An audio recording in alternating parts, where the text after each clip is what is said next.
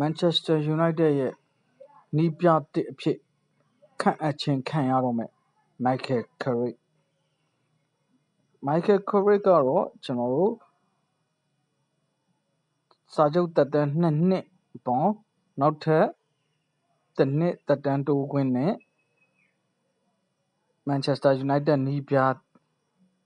အမြဲတမ်းနီးပြယာတုကိုလက်မှတ်ထိုးဖို့အတွက်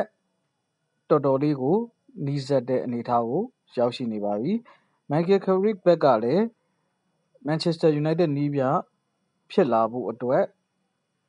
ဘယ်အရာကိုမဆိုသဘောတူသွားမှာဖြစ်တယ်လို့ပြောကြားထားပြီးဖြစ်သလို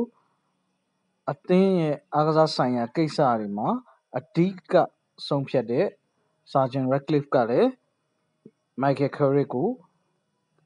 Manchester United ရဲ့အမြဲတမ်းနီးပြတဲ့အဖြစ်ခန့်အပ်ဖို့အတွက်မိစိမ်ပြလိုက်ပြီးဖြစ်ပါတယ်။ဒါကြောင့်မလို့ Manchester United တာဝန်ရှိသူတွေနဲ့ Michael Carrick တို့ဟာအခု Carrington မှာဆွေးနွေးနေကြပြီးတော့မကြာခင်မှာပဲ Michael Carrick က Manchester United ရဲ့အမြဲတမ်းနီးပြတဲ့အဖြစ်ကြေညာတော့မှာဖြစ်ပါတယ်။အဲ့တော့ကျွန်တော်တို့ Manchester United fan ညီကိုတွေအနေနဲ့လာမယ့်ဘောလုံးရာသီမှာ Champions League လဲဝင်ခွင့်ရလာပြီဆိုတော့ Michael Carrick ရဲ့ဦးဆောင်မှုအောက်မှာ Manchester United ဟာဘယ်လောက်အထိလုပ်ပြနိုင်မလဲဘယ်လောက်အထိအောင်မြင်မှုတွေရမလဲဘယ်ကစားသမားတွေက Manchester United ကိုရောက်ရှိလာမလဲကျွန်တော်တို့ရာသီကုန်တဲ့အချိန်မှာစုဖလားတွေနဲ့အတူအောင်ပွဲခံနိုင်မလားအောင်မြင်တဲ့ရာသီတစ်ခုကို Michael Carrick က